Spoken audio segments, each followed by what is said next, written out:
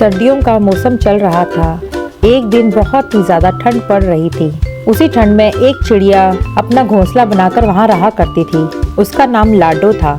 लाडो चिड़िया बोली, अरे बाप रे, आज सुबह इतनी ज्यादा ठंड हो रही है, मुझे तो कुछ करना पड़ेगा।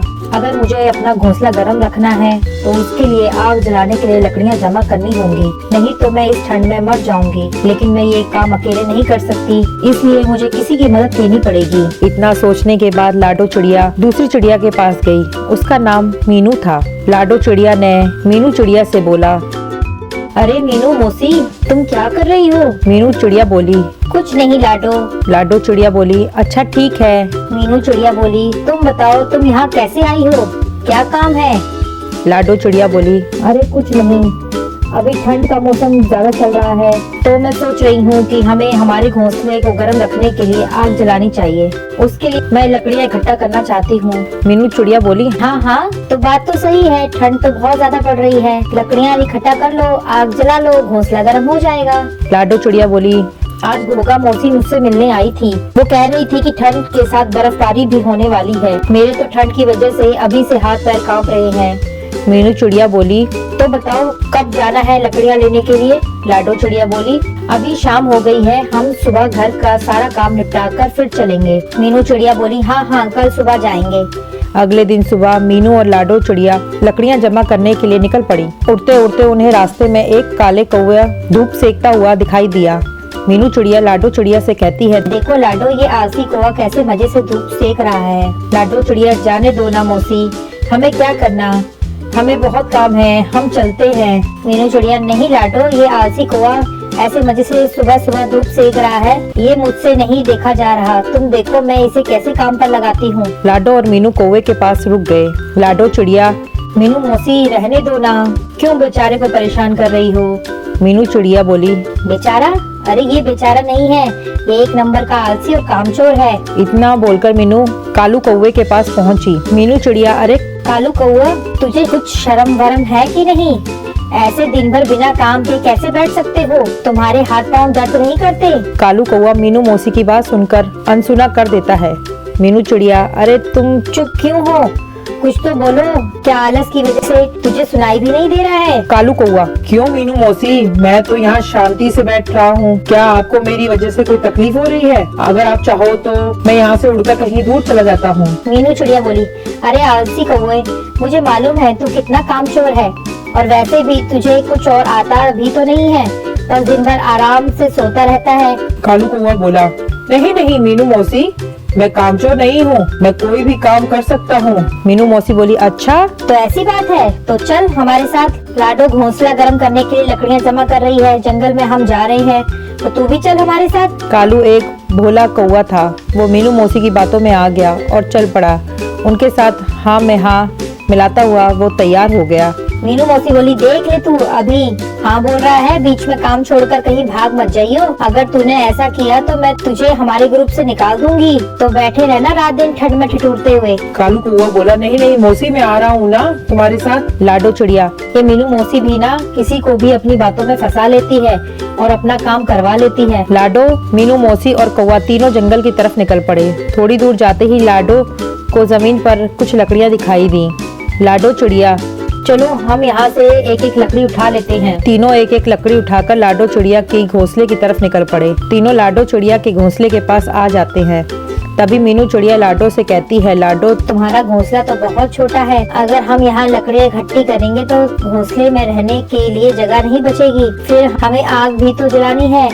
हम एक काम करेंगे, मेरा घोंसला बहुत बड़ा है, हम लकड़ियाँ मेरे घोंसले में जमा करते हैं, रात में हम तीनों वहीं आग जलाएंगे और आराम से सो जाएंगे। लाडो चिड़िया, आप सही कह रहे हो मीनू मौसी, हम वैसे ही करेंगे। कालू भैया, चलिए हम मीनू मौसी के घोंसले की तरफ चलते हैं। कालू लाडो की हाँ में हाँ मिलाकर पीछे पीछे चल पड़ा। तीनों मिलकर लकड़ियाँ मौसी के घोंसले में रख देते हैं। लाडो चिड़िया, चलो हमें और भी लकड़ियाँ लानी पड़ेंगी, ये लकड़ियाँ तो हमारे आग जलाने में कम पड़ जाएंगी, हमें कुछ और लकड़ियों की जरूरत पड़ेगी। तभी मीनू चिड़िया पाँव में मोच आने का झूठा नाटक करती है।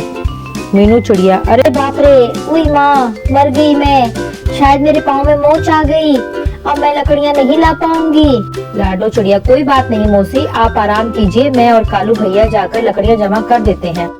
इतना बोलकर लाडो और कालू वहाँ से लकड़ियाँ लाने के लिए उड़ जाते हैं। दिन भर दोनों लकड़ियाँ जमा कर रहे थे। ऐसा करते करते मीनू मौसी के घर में लकड़ियों का ढेर लग जाता है। मीनू चिड़िया, अरे वाह, इसे कहते हैं सुकून की जिंदगी। रात में तीनों मिलकर मौसी के घर में आग जलाकर आराम करेंगे और वहीं पर सो जाएंगे। रात में तीनों मिलकर मौसी के घर में आग जला लेते हैं और आराम से सो जाते हैं। जब सुबह हो जाती है तो कालू कहता है कि कल तो बहुत अच्छी नींद आई मुझे, लेकिन अब मुझे बहुत ज्यादा भूख भी लग रही है। लाडो चिड़िया, भूख तो मुझे भी लग रही है कालू भैया। देखते हैं मीनू मौसी के घर में कुछ खाने को है कि नहीं। लाडो मीनू मौसी से कहती है, अरे मीनू मौसी, हमें बहुत भूख लग रही है, आपके पास कुछ खाने को है? मीनू चिड़िया, हाँ हाँ, मेरे पास थोड़ा अनाज बचा है। आखिर तुमने हमारे लिए इतना सारा काम जो किया है। दोनों थोड़ा थोड़ा करके अनाज खा लेते हैं। खाना खाने के बाद लाडो कालू से कहती है, चलो कालू भैया, हमें और लकड़ियाँ जमा करनी होंगी। तभी मौसी उन दोनों को रोक लेती है और कहती है, लाडो तुम एक काम करो, तुम लकड़ियों की बजाय अनाज जमा करो। घर में सिर्फ थोड़ा ही अनाज बचा है। अगर मैं अकेली होती तो अनाज बच जाता, लेकिन अब हम 3 लोग हैं, इसलिए हमें और भी अनाज इकट्ठा करना होगा। लाडो चिड़िया, आप सही कह रहे हो मौसी, मैं और कालू भैया अभी निकलते हैं।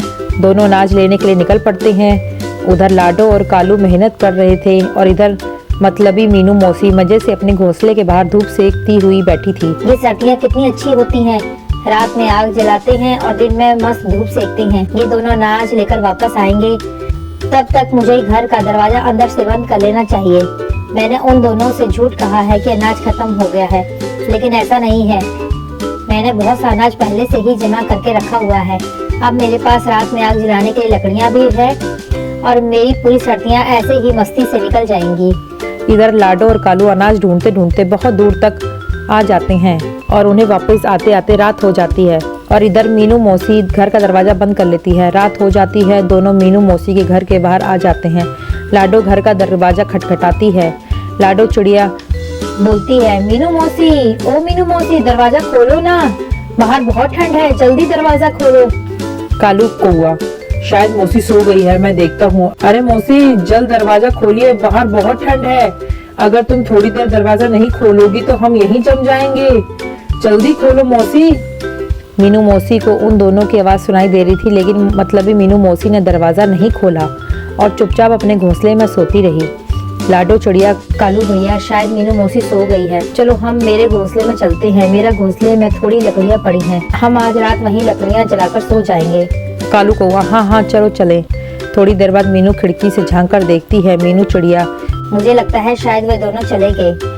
मैं अब अकेली ही आग जला लेती हूँ। मीनू मौसी आग जला लेती है। अरे बाप रे, आज तो बहुत ज्यादा ठंड है, मुझे और ज्यादा लकड़ियाँ जलानी पड़ेंगी। मेरे पास तो बहुत ज्यादा लकड़ियाँ हैं।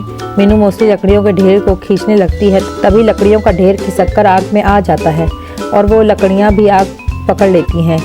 मीनू मौसी, अरे ये क्या हो गया, कोई मुझे बचाओ। लाडो, कालू, कहाँ हो तुम?